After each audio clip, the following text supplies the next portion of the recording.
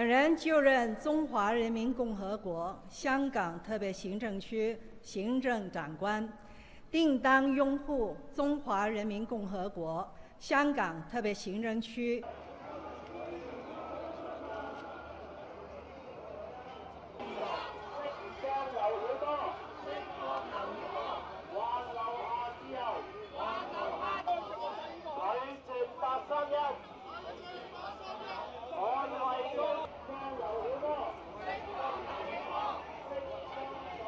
香港嘅文化環境其實越嚟越惡劣㗎，唔單止有新聞工作者被襲擊啦。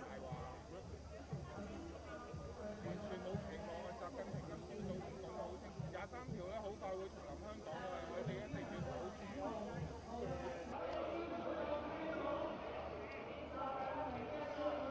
唔單止有香港好多方面都有倒退嘅情況，甚至其實我哋以前話咧喺香港嘅文化環境其實越嚟越惡劣㗎，唔單止有新聞工作者被襲。